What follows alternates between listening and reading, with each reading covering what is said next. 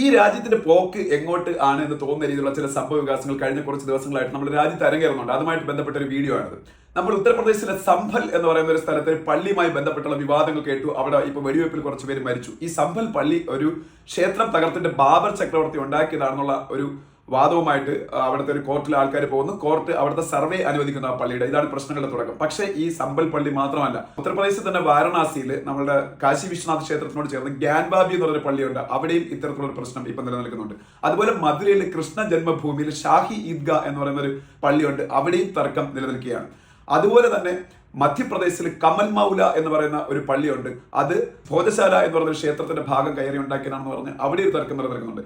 ഏറ്റവും അവസാനമായിട്ട് ഇപ്പോൾ വന്നിരിക്കുന്ന പ്രശ്നം എന്ന് പറയുന്നത്, എല്ലാവരും ഹിന്ദുക്കൾ ഉൾപ്പെടെ ആരാധിക്കുന്ന ഒരു ദർഗയുണ്ട്, നമുക്ക് എല്ലാവർക്കും അറിയാവുന്ന അജ്മീർ ദർഗ. അജ്മീർ ദർഗയ്ക്കകത്ത് ശിവക്ഷേത്രം ഉണ്ട് എന്നുള്ള പേരിൽ അവിടെ ഒരു പരാതി ഉയർന്നിരിക്കുകയാണ്. ഇതെല്ലാം കോടതികൾ ആ കേസ് എടുത്ത് മുന്നോട്ട് പോകുന്ന അവിടെ സർവേ അനുവദിക്കുന്നു. ഇതാണ് പ്രശ്നം എന്ന് പറയുന്നത്. പക്ഷേ നമ്മൾ അറിയേണ്ട ഒരു കാര്യം, 1991 ഇന്ത്യയിൽ പ്ലേസസ് ഓഫ് വർഷിപ്പ് ആക്ട് എന്ന് പറയുന്ന നിയമം കൊണ്ടുവന്നു. ആ നിയമം അനുസരിച്ച് 1947 ഓഗസ്റ്റ് 15 ഇന്ത്യക്ക് സ്വാതന്ത്ര്യം കിട്ടുന്ന സമയത്ത് ഒരു ആരാധനാലയത്തിന്റെ സ്വഭാവം എന്തായിരുന്നു, ആ സ്വഭാവം ഇനിയും നിലനിർത്തി പോകണമെന്നാണ്. അതായത് 1947 ഒരു പള്ളി ആയിരുന്നെങ്കിൽ അവിടെ പണ്ട് ക്ഷേത്രം ഉണ്ടായിരുന്നെന്ന് പറഞ്ഞിട്ടൊന്നും കാര്യമില്ല.